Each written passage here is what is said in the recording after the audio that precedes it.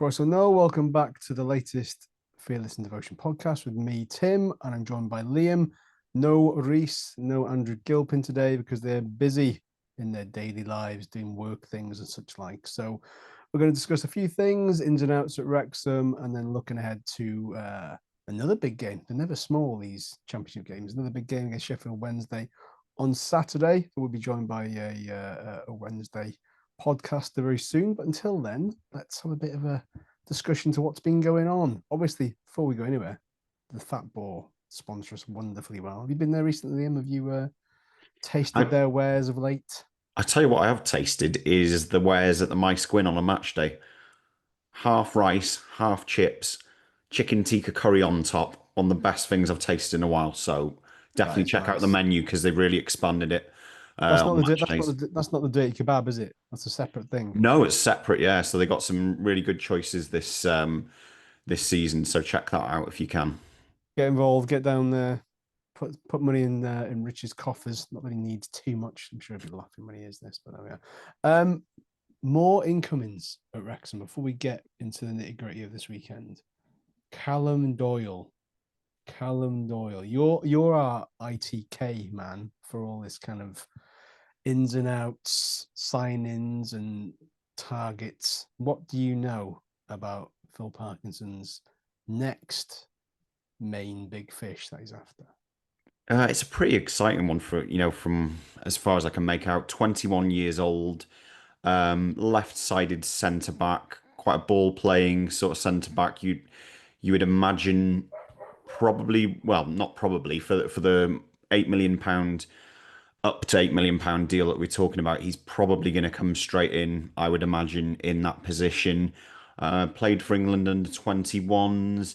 Hasn't really made many senior appearances for City, but he has spent a lot of time out on loan in the EFL. So he got promotion from League One with Sunderland. Got to the playoff final with Coventry. Played for Leicester when they got promoted out of the Championship, and then last season was on loan at Norwich. And basically, everyone he's played for rates him really, really highly. So, fingers crossed, we've got ourselves, something special. You look at the price tag, up to 8 million, but I think the potential with this one is really, really huge. There was one of his Sunderland teammates was backing him to be a future England captain, so it shows you how well rated he is.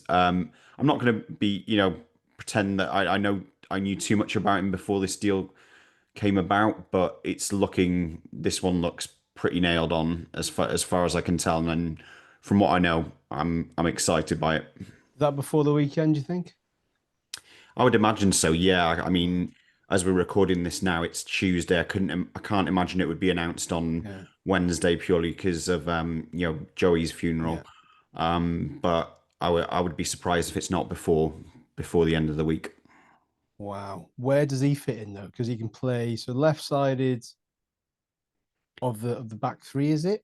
Yeah, yeah. So does that immediately cast a bit of a shadow over Brunt already? I know he had I mean, I got pelters for putting the tweets out 15 minutes into the game last weekend because I thought he was great. First 50 minutes, he's winning everything. He was making some darting runs from that position, and then it kind of like went a bit wrong for him after that. Not really clearing his lines and having a fairly hellish rest of the game. But surely, again, we're just offering competition in those areas where he feels improvements are needed.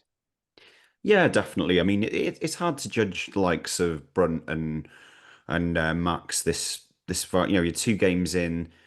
Neither of them really got any championship experience. So I'm always a bit wary of, when everyone makes these early season hot takes, this player's great, this player's crap.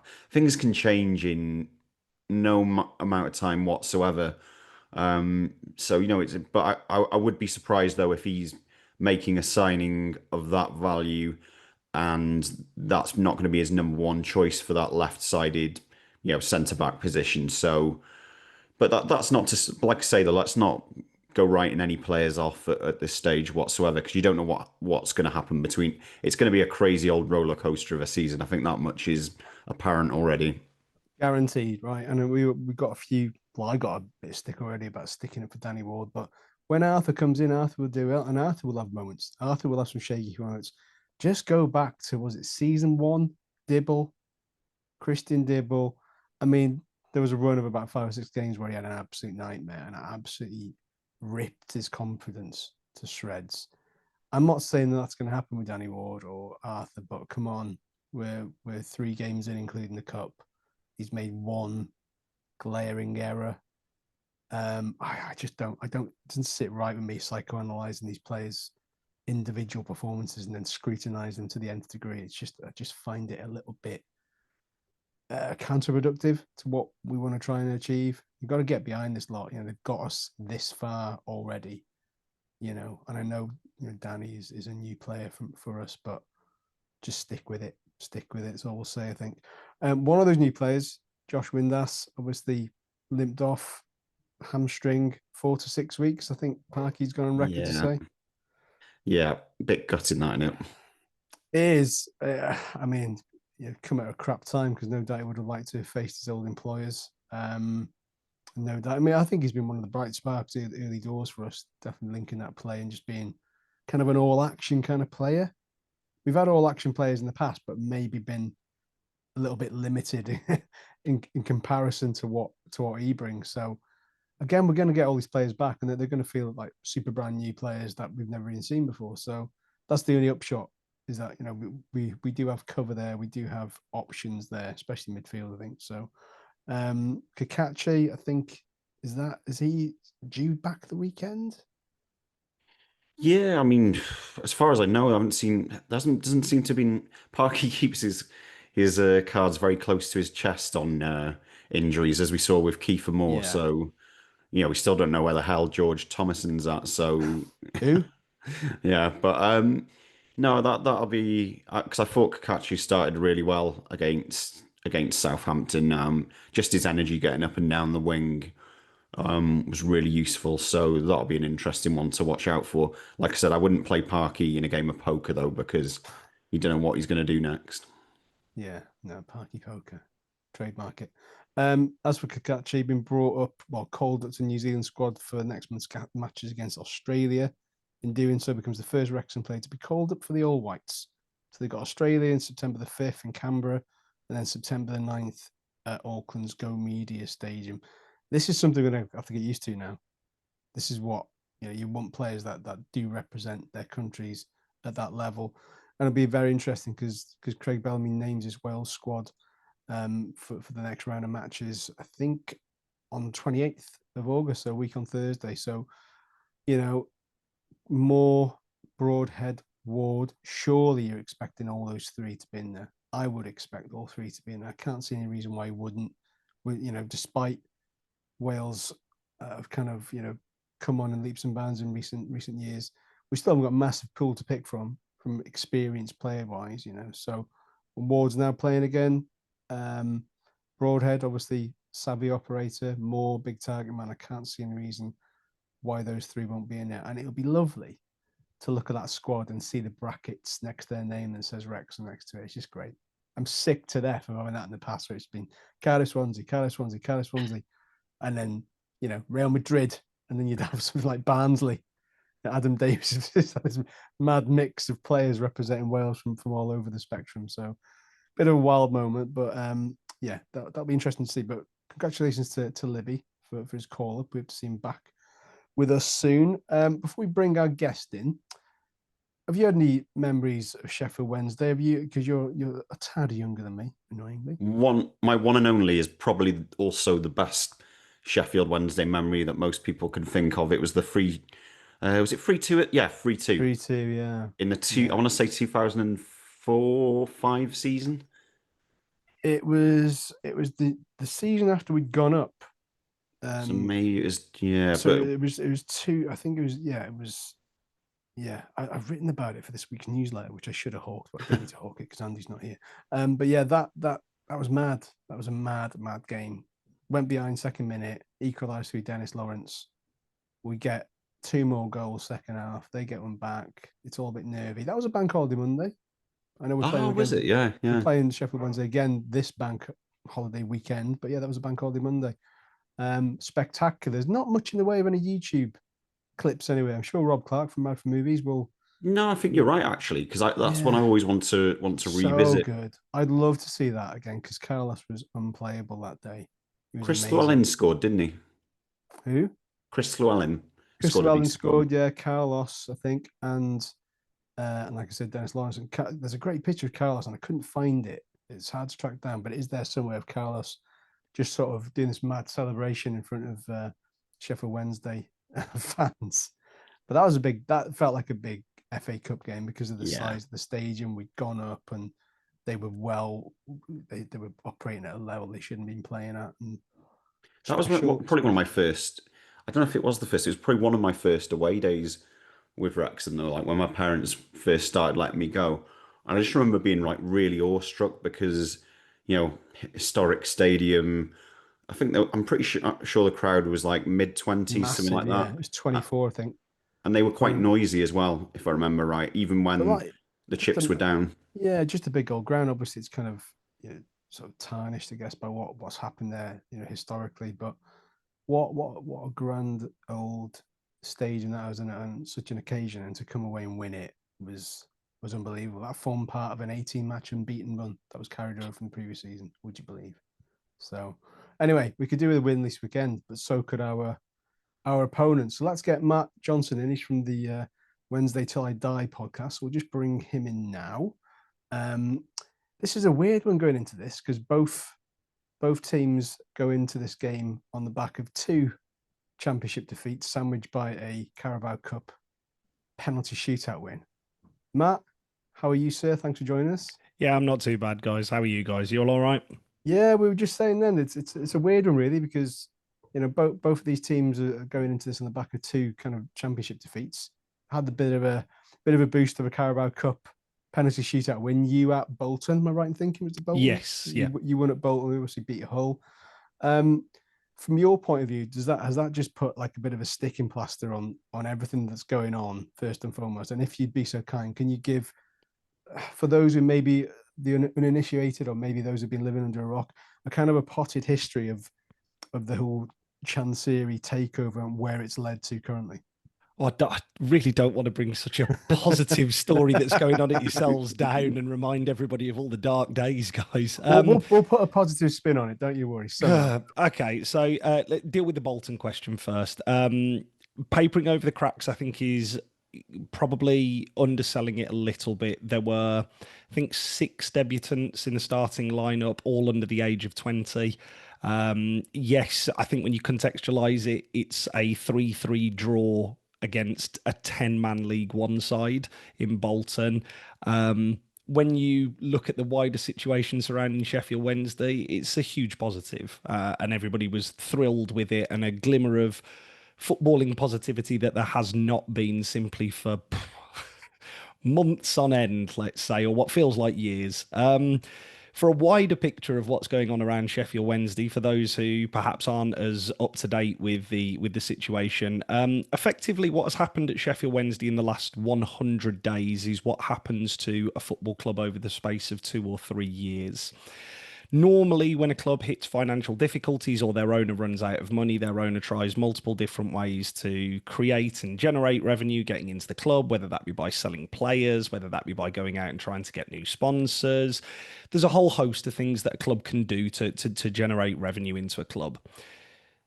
That has been going on at Sheffield Wednesday since 2018. The only difference being is that our owner has run out of money in 2018, but actually hasn't done anything to arrest that.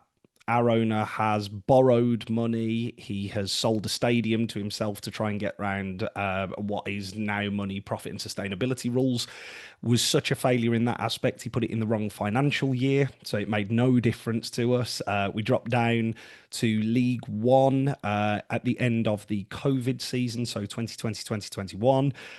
Started the next 2 seasons in League One, got to the playoff semi-final, lost to Sunderland, who obviously have gone on to have fantastic fantastic success and now playing in the Premier League. We then ultimately had, in my opinion, the greatest playoff comeback that there will ever be. We were 4-0 down to Peterborough and then came back with a 5-1 win on penalties and then beat our local rivals Barnsley with a 123rd minute winner at Wembley. Proper stuff of fairy tales. And everybody felt that the club was on a bit of an upswing at that point. You know, we had a real strong nucleus of a squad. They weren't the best players. I think everybody would be fair enough in saying. We had a manager who I've never seen the fan base more united behind in Darren Moore. Our owner decided, enough of that, and tanked that after 2 weeks. Sacked Darren Moore, brought in one of 50 million ex-Watford managers in Cisco Munoz. He actually gave us the worst start to a championship season that's ever been put on record. It was 2 points from the opening 12 games, I think he lasted. We then brought in Danny Röhl. Danny Röhl was, he performed what is affectionately known at Hillsborough as the miracle of survival, where we looked dead and buried to go down, stayed up actually quite comfortably we went to the last game, but, you know, it would have taken a number of results going our way. Danny Röhl was on a year contract. He then signs up for a 3-year deal, and everybody in the fan base thinks, maybe the owner's changed his tune a little bit here. This is one of the most progressive and exciting young managers in the footballing league at this point in time, arguably in European football. Come through the Leipzig setup, been an assistant under Hasenhüttl, got us playing some sparkling football. Must have done something here. We then proceeded to spend £500,000 on 2 players, and the rest were frees. When the chairman was asked about this, he said, well, the manager asked for 6 players, I gave him 12. What's the problem? These players were of, I'd say, a low bottom end championship type of standard. They all came in on short-term deals. Danny Röhl then performed a minor miracle at the start of last season, getting us into playoff contention by Christmas. Southampton then recognised, we might need a manager. Came sniffing, and that was when, as a fan base, we all learned that Danny Röhl had a £5 million buyout clause in his contract. What this was the reason why I've gone all the way back here and contextualised it, is because this was really the beginning of the end for where we find ourselves now. Danny Röhl wanted out of his contract. The chairman said no. Danny Röhl said, can we talk about the price on it? Because £5 million is a bit high, because it was just £5 million for the manager, no coaching staff, just the manager. Southampton then also went back and said, can we also talk about the price? You know, we'll pay you, but we'd like to do a deal here. £5 million is unrealistic for a bloke who's been managing, 14 months? And our chairman went, no, the price is £5 million. Take it or leave it. We brought in 3 transfers in the January, and the squad needed strengthening. We were an okay starting 11. The manager had us playing very well and the coaching staff had us playing well, but we needed strength in depth. We had 1 fit centre-half from December last year all the way through to the end of the season. We had a striker who last year hadn't scored a league goal, still hasn't scored a league goal since coming in Ike Ugbo. He scored 2 in the Carabao Cup, 1 last year at Grimsby and 1 at Bolton, the win that we mentioned earlier. He's about to score his 3rd on Saturday. I highly doubt that, and we'll get on to that, I'm sure, Tim. But yeah, effectively the wheels all fell off, and with the last 8 games of the season, once we were mathematically eliminated from the playoff race, the manager started talking in the third person and looking back at his time at Sheffield Wednesday. We went into the last game of the season at Watford with absolutely nothing to play for both sides. Played out a 1-1 draw. Josh Windass, who's just signed for yourselves, obviously became the club's leading goal scorer this century with I think it was his 53rd goal or something like that for us. And Danny Röhl gave a very emotional speech after the game saying, look, I've really enjoyed my time here. And actually, remember, he's still got 2 years left. He then spent the entire summer trying to get another job. We now understand why, because the chairman, with 2 months to go before the end of the season, failed to pay the players on time and staff at the club. That's not just training staff, that's also staff who work in the club shop, your cleaners, your brick and mortar staff who make a club tick. That carried on all the way through the summer. The chairman, it became increasingly apparent to everybody just how skint the chairman was. We knew that the chairman doesn't really have much money. We've known that since about 2018 when he stopped putting really any money into transfers. But we've always, Sheffield Wednesday, I suppose very similarly to Wrexham historically, Sheffield Wednesday are scarred by the fact that we're 26 years removed from the top flight. And I think Sheffield Wednesday fans became accustomed to, the owner's bad. He's a maniac. Doesn't put any money in. We charge the highest ticket prices in the league. He comes out and criticises the fans about everything, but it could be worse. We've now found out it is worse. So for 4 of the last 5 months, the chairman has partially paid or non-paid players. We have had a fire sale of our better assets. Josh Windass and Michael Smith as well were allowed to leave after breaching, I think it was 2 months worth of unpaid wages on time. So it was a breach of contracts with the PFA. They were allowed to walk for free. Realistically, Josh Windass should have been going for upwards of $1 million because he had a year left on his deal. He was the fourth highest goal scorer in the division last year. And the EFL have slapped us with fines, they've slapped us with sanctions, they've slapped the owner with all of the sanctions, they've put a current restriction on us being able to bring in players because our chairman simply can't meet his financial needs. Alongside all of that, there's been a lot of vilification from fans. Now, I know you're thinking, this can't get any worse. It can. The chairman actually had an offer for the football club. Winding the clock back to January, he actually said to fans, if you want me to sell it, go out and find me someone. Then go and find me someone. It's not my job to do that. You go and find me someone. So fans did. They went and found a buyer. The buyer offered him 40 million for arguably, now Morecambe have been solved. There is no argument now. We are the most distressed asset in English football.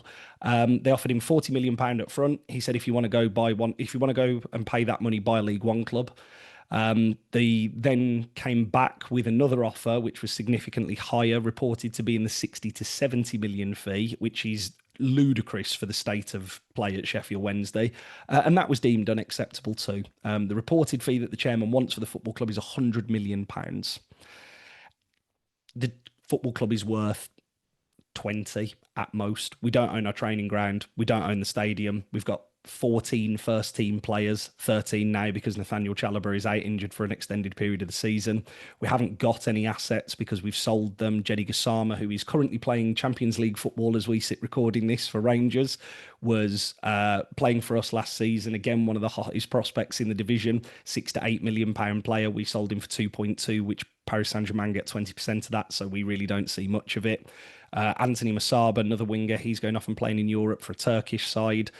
It's a really, really difficult state of affairs at the minute, and we're at a complete impasse because there is people who are willing to buy the football club but unwilling to deal with the chairman, even through a broker, because as fans you hear reports of, here's the set price, a buyer potentially meets that set price and they go, but I want to retain 20% of it. Yeah, well, we're not doing that. The price is going to come down if you want to retain 20% of it. Okay, if you want the whole club, it's back up to 100 million. And we just go round and round in circles. Honestly, I wish I could say there appears an end sight or an end game involved in all of this. Our chairman would rather see a no Sheffield Wednesday than a Sheffield Wednesday without his name on it. Wow. It's fun. I think you need to pour yourself a glass of brandy after that explainer in very great details to be said. Thank you. I mean, there's a lot of things that definitely triggered me then, Liam. I'm sure you're the same from our experiences. But as for Chance here, I'm assuming he doesn't live in the UK. Is that right? No, he lives in Thailand. Yeah, right. So it's not so easy for you to tip up his house and do like a peaceful protest, nothing like that. This can't be done. He's out of the country. He's out of harm's way. He's pulling the strings from afar. And as soon as he says jump, you all have to say how high is his kind of mantra to all this. So where are we now? Because there are some stand-up heroes going on at the club, whether it's the sort of supporters trust there, whether it's Barry Bannon, who to his credit is stuck firm and said, well, I'm not going anywhere. I don't want to be that person that leaves these people behind, especially the ones behind the scenes that are struggling to make ends meet. So even though from your point of view, there doesn't look to be any kind of chink of light in this somewhere where just give us something, give us a glimmer. Is anybody getting involved from the FA? Are they doing anything regarding this? I suppose similarly to what yourselves as a fan base will have been through with previous owners, the EFL are hamstrung by the rules and regulations. So the EFL obviously are the ones who enforce the rules; they're not the ones who make the rules, and that's the same with the FA. The FA don't get involved in it at all. The EFL rules and regulations, for anybody who doesn't know, are not actually set by the organisation who implements them. The EFL football regulatory rules are set by owners of football clubs. So the only way that you can actually get an owner out of a football club is if you find anything criminally charging on them in either this country or another country, which is ultimately what happened at Reading. They went through a very similar process for 2 years, arguably to probably an even higher standard, but it was more gradual. It was over 2 years, not in the space of about 100 days. And their fan base came across some incriminating evidence from fraudulent activity in China, and the EFL was able to step in immediately and put the club on the open market and force the owner to sell. Where I do think there is a chink of light at the end of the tunnel, and it is always difficult to remember this, is Sheffield Wednesday are fortunate this year in that there is an independent football regulator coming in. The Independent Football Regulatory Act, now as it was, when it was a bill, has been heavily publicised in Parliament by the local MP for Sheffield, Clive Betts. Clive Betts has been an advocate of this bill for the last 2-3 years. Clive Betts has been at the forefront of it and pushing it really through the House of Lords with very impassionate speeches surrounding the football regulatory bill.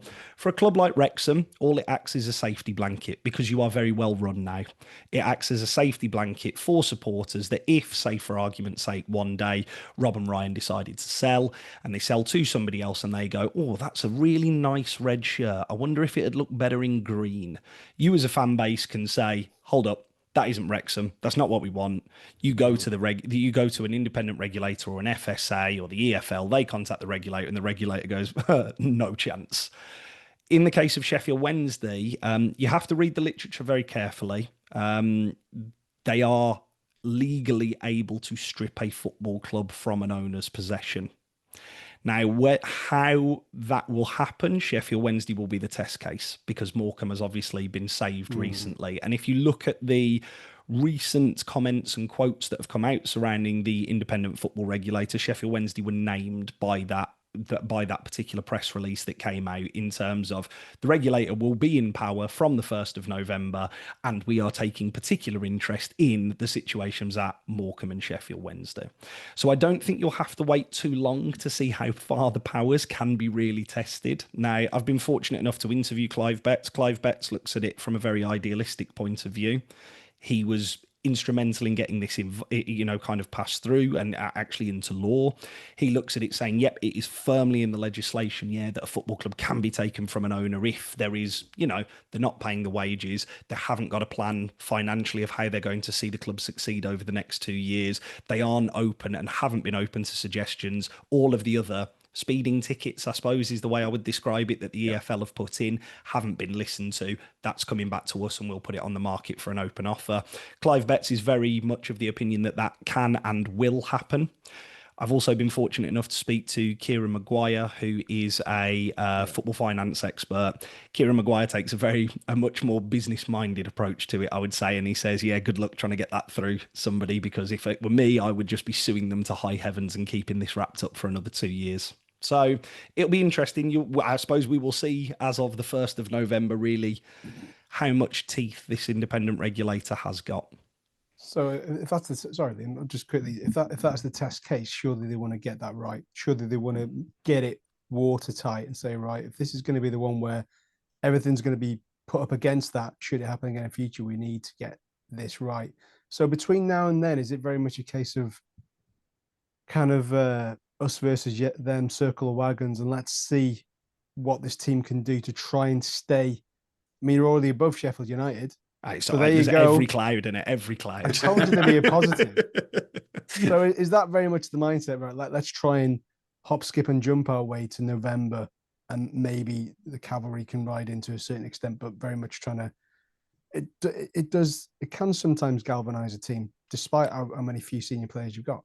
Yeah, I think it's a fair comment. I think I've seen two ends of the spectrum over the opening couple of weeks of the championship season. So I was at Leicester on the opening day of the season. We were intentionally placed in the Super Sunday slot because obviously there was all of this going on. Leicester have just been relegated.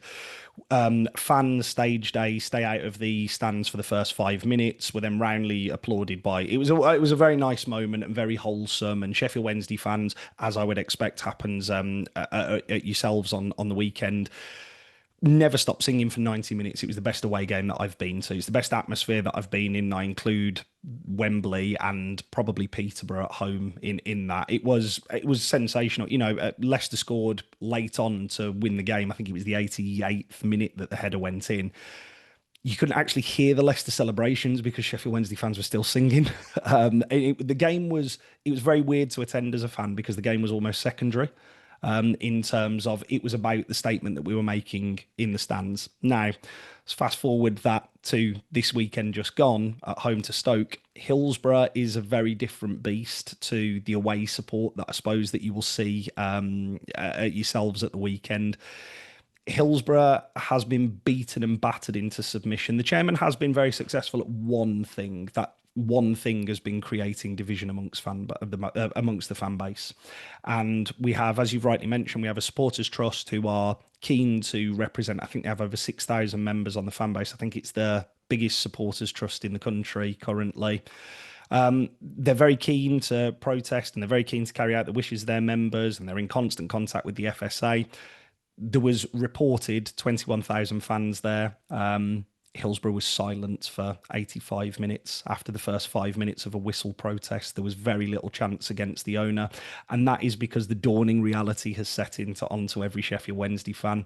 You asked, is it kind of limp through to November and see where we are? I think if we're looking at on the pitch and points totals, I think we are going to be lucky to beat Rotherham's record low points total of 24 points in a championship season.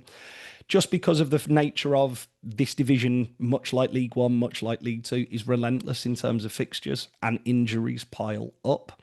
Our players haven't had a pre-season. So the first 2 weeks of pre-season, coaching staff who were here from last season, so behind the scenes staff, were in contract for the first 3 days of pre-season.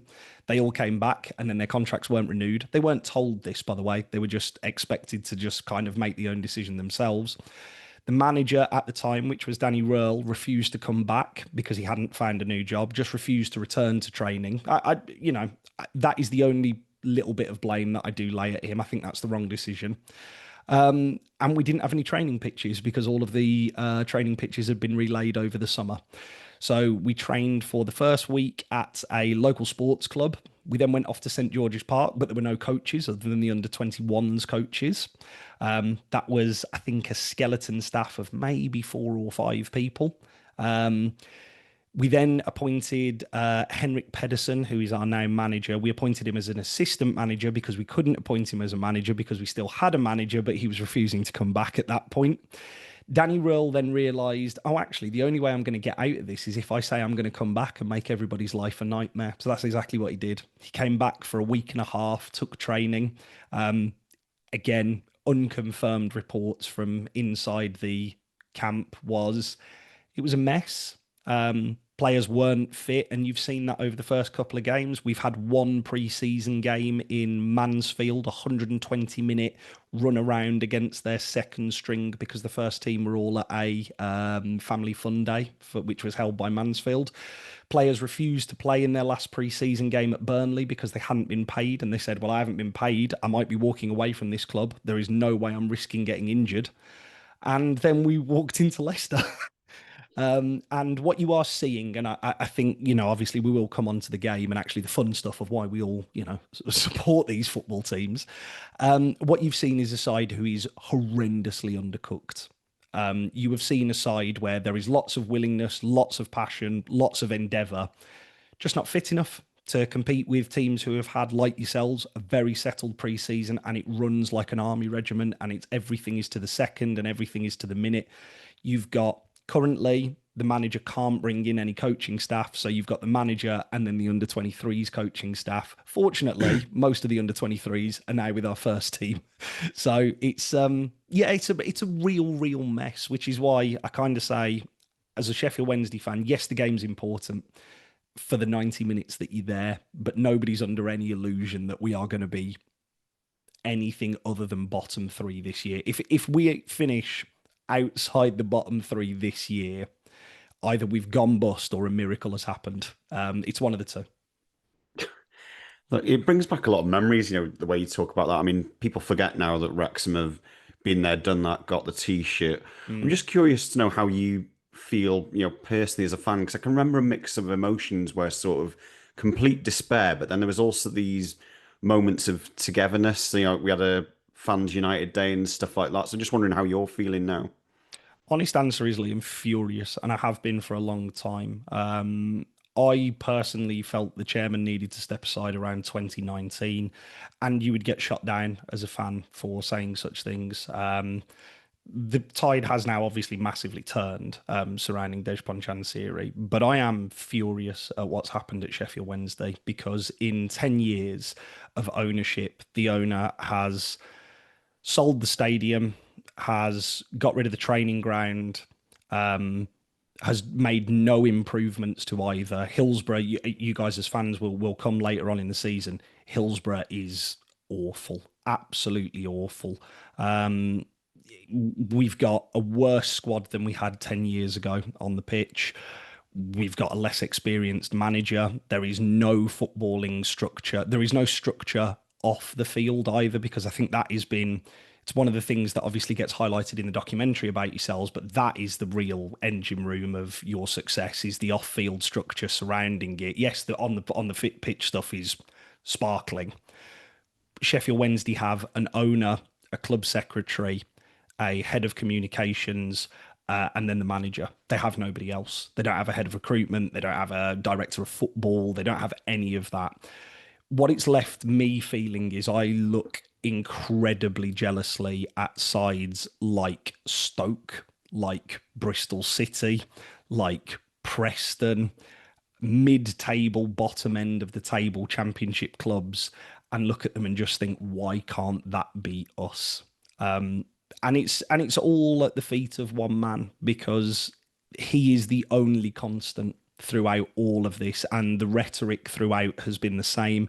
I mean, just to give you even a smaller example, 2 days before our home opener against Stoke, we actually didn't know whether one of the biggest stands at Hillsborough, the North Stand, was actually going to be open for fans to sit in due to safety concerns surrounding the roof of that stand, which were highlighted in 2021 as the club needed to complete the work on, and the club just kicked the can down the road because Chansiri is a gambler and just thought, well, do you know what? If I get to the Premier League, I'll use the money then. Like, I'll fix it later. It can be, it's tomorrow's problem. It's not today's problem. And what it actually left was a 50-50 decision by Sheffield City Council and the Safety Advisory Group last Wednesday as to whether that stand would be open.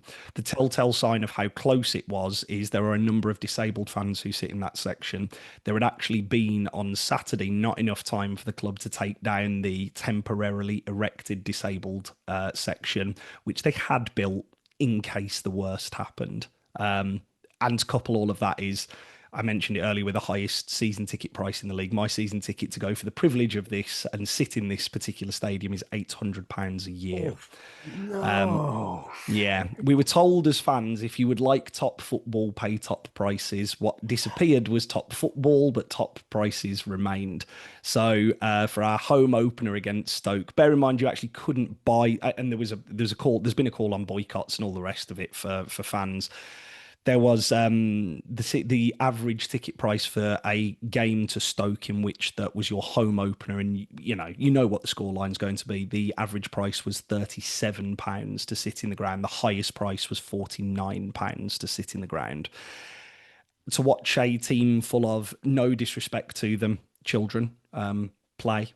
And, as much as you want to support teams, I think what you saw is fans starting to vote with their feet. That was our lowest home opener attendance for, I think it's well over a decade now. Normally at Hillsborough, there is 30,000 there for the opening game of the season. There was 21,000. I was in the ground.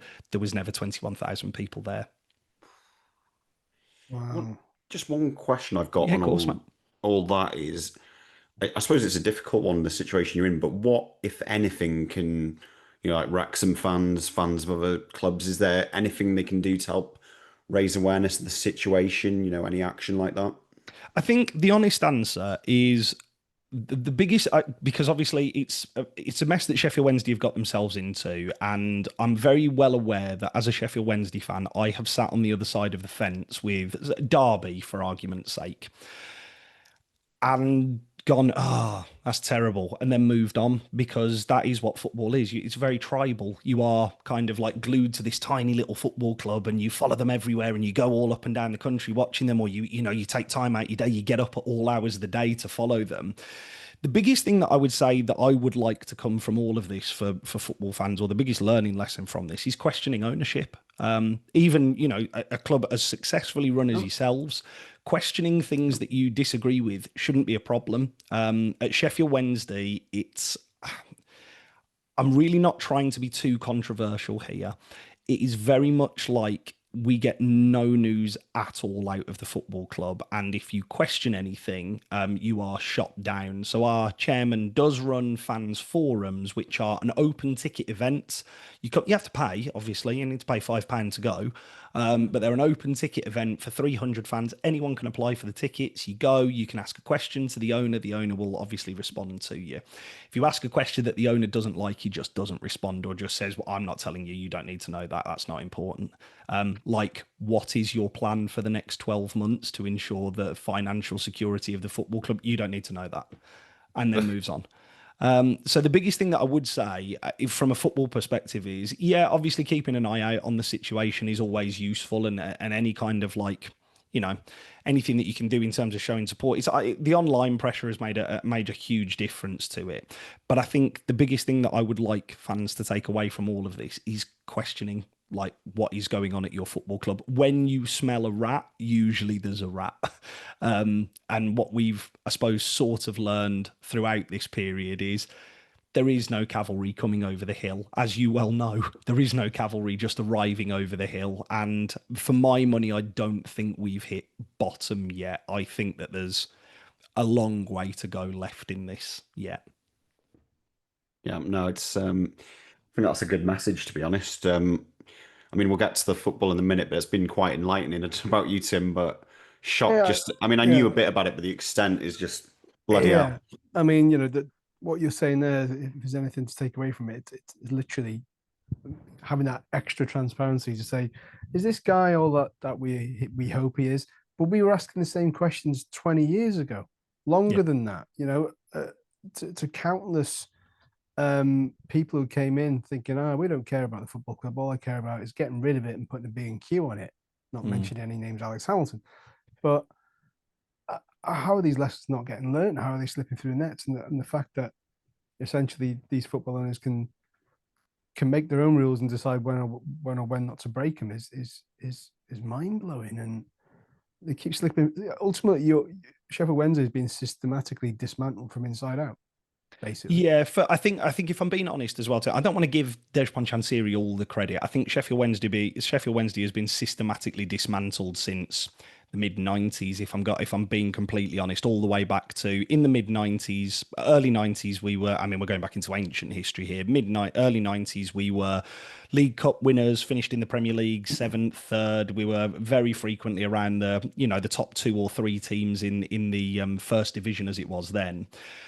And it's been systematically dismantled, firstly by Dave Richards, who went on to become the head of the Premier League.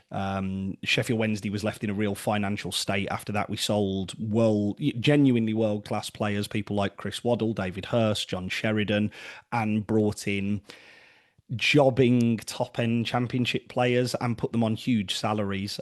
Sheffield Wednesday obviously then entered into a lot of financial difficulties as a result of that. The chairman, Dave Richards, actually walked away richer from Sheffield Wednesday than when he came in, I think to the tune of £14 million, I think it was. Dave Allen then came in.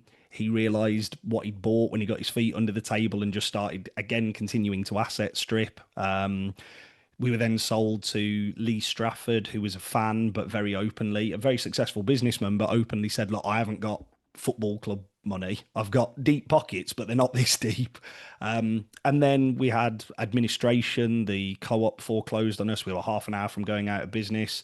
Milan Mandaric comes in, buys us for £1, wipes out £30 million worth of debt. He then sells it to Dejphon Chansiri, and we go round again in this cycle.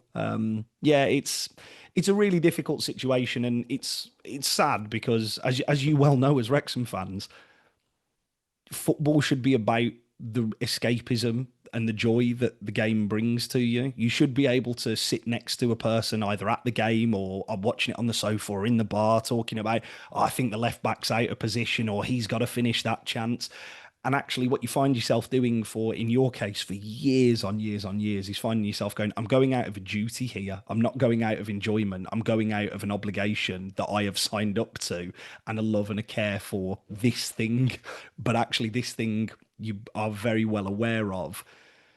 For a large part of my conscious Sheffield Wednesday supporting time, it doesn't give you anything, and you have to cherish those moments, like the back-to-back-to-back promotions that you guys have, achieved, and the potentially unbelievable bright future that you've got ahead of you.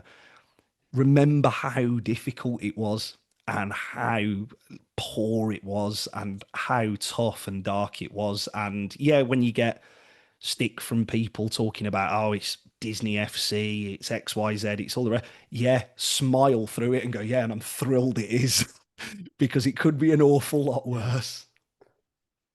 Yeah, I mean, let's kind of like wrap it up. In terms of, is there a best stroke worst case scenario? And you can probably attribute this to both. I even remember setting up an account at the time, because the time where we had to raise 100 grand to secure a bond to continue in the National League. I thought we're gonna have to do a Phoenix Club. This is what's going to happen. This is going to be what's happened subsequently with Macclesfield, with Bury, to name but a few. I imagine that's crossed the minds of supporters. It's like, if you're genuinely saying we haven't reached rock bottom yet, considering everything you just said, which is just a fundamental failure by one man who's accelerated this process, but so many failings before that. Is there a point where you go, I'm hating this, I want to start again, and then let it breathe and let it build, and then we have that power? And ultimately, let's face it, Sheffield Wednesday are always going to have a core fan base of, regardless of how many knocks you take, you're still going to have that core fan base of 15k plus easily. So surely that is something that is no doubt crossed the minds of many fans. It has. I'll be honest with you, Tim. I think because of the speed of it, I think it's no Sheffield Wednesday fan is prepared to have that discussion yet. Yeah. I know the Supporters Trust would, and they've openly spoken about this, have said we wouldn't be doing our job if we weren't planning for worst case scenario here, which they are absolutely right to do. I think if you even whisper that surrounding Sheffield Wednesday fans at this point in time, they're just not, nicest one in the world, they're just not emotionally prepared to deal with it. And why would you be when you've got enough emotional baggage to contend with as it stands, let alone having that thing right in the very darkest corner of your mind where you've got to potentially entertain it at some point, but hopefully never. Yeah, absolutely right. I think I am of the personal belief that Sheffield Wednesday, for a one-off game like the League One playoff final, Sheffield Wednesday are capable of pulling together 55,000 fans for a one-off game, and that we sold 55,000 tickets for the League One playoff final. That didn't even hit general sale. That was people who'd bought at least 2 tickets in the last 2 years. So what I would suggest is that whilst Wimbledon, Bury, Morecambe, there are a number of clubs who are sizable clubs there, and I would never want to disrespect any one of them. I think there will always be a buyer for this football club. When that buyer is prepared to step in, who knows? Because Sheffield Wednesday as a football club have never, in the modern era, have never been lower than what would now be League One. And I think if we were to drop into League Two, then it becomes a case of, yes, there will still be a core fan base of, say, we have 17,000 season ticket holders this year. When we're even half successful, we're talking 23,000 season ticket holders. There will always be a core fan base at Sheffield Wednesday that I think, worst case scenario, there would probably end up being like a crowdfunding type of situation that went on at Portsmouth or Luton, to raise funds to perhaps purchase the club.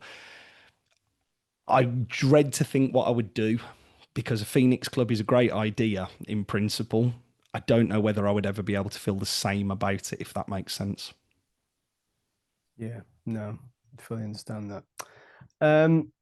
I mean, usually we wrap these things up by doing a prediction, but I'm not sure about you, Lee. I'm not sure that fits right with me on this particular occasion. I definitely don't like rubbing salt into any particular wound, especially one that we can empathize with.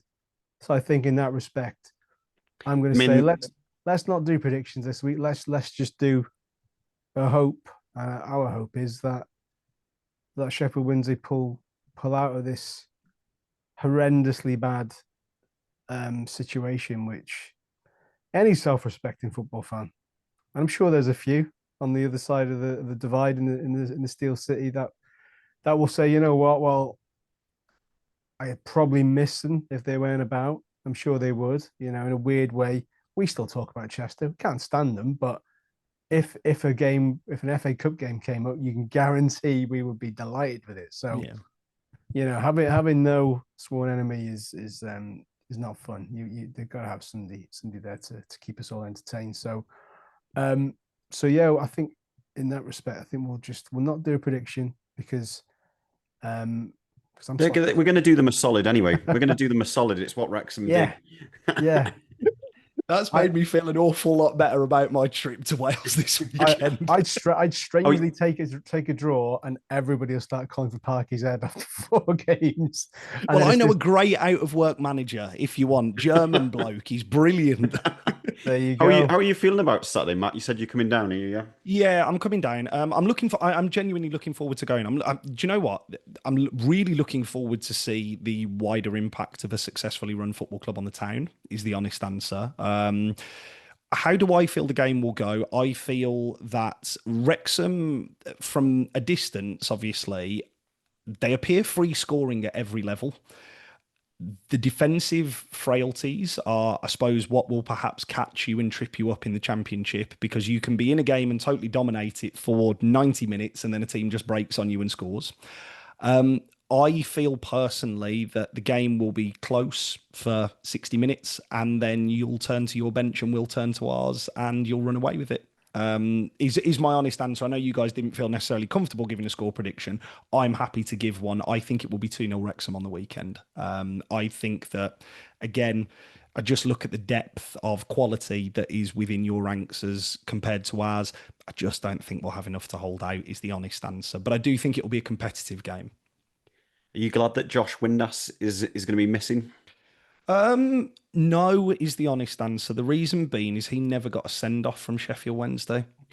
He walked off the pitch at Watford at the back end of last season. Everybody was anticipating him going. He got a thorough round of applause, but not much else. And then the club actually exercised a year option and a year extension on him over the summer, which I think, judging by Josh Windass's Instagram posts, because if you haven't learned, he does a lot of his talking through Instagram posts. He was as baffled as everybody about. I would have liked to have seen him to actually give him more of a tribute and a send-off than he deserved. He got a lot of flack at Sheffield Wednesday, I will be completely honest. He wasn't everybody's cup of tea. What Josh Windass did was he's a player of moments, of particular and special moments, and he gave us some wonderful moments at Sheffield Wednesday. He stayed with us when we were relegated from the Championship to League One.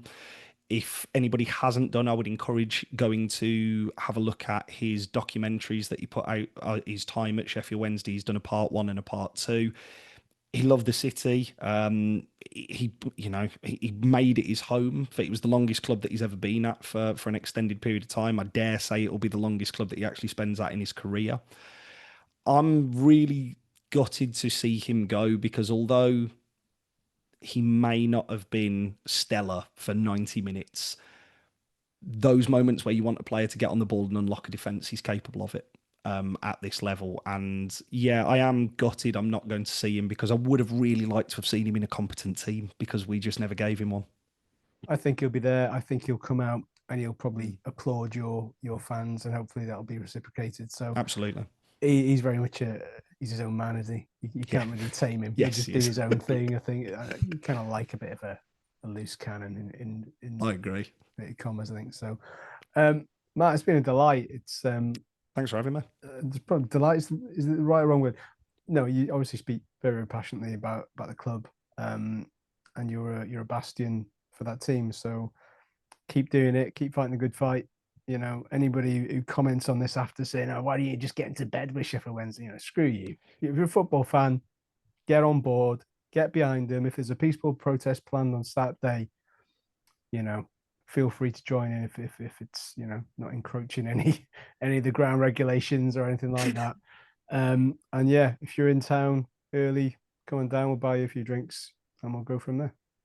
Thank you so much, guys. I really appreciate it, and best of luck for the rest of the season. Yeah, all the best, mate. We'll see what happens. Yeah, until then, until next time. That was an engaging, hour-long chat, Liam. We'll put that out straight away as a kind of education tool that we should never ever take things for granted. We never want to find ourselves in a similar position as Sheffield Wednesday do right now. Been there, done it, worn too many t-shirts. Let's stop this cycle from continually happening. So yeah, let's basically, you know, be very, very, very grateful for what we've got right now. So until then, like, subscribe, all that jazz, and onwards to Saturday. So thank you very much. Over and out.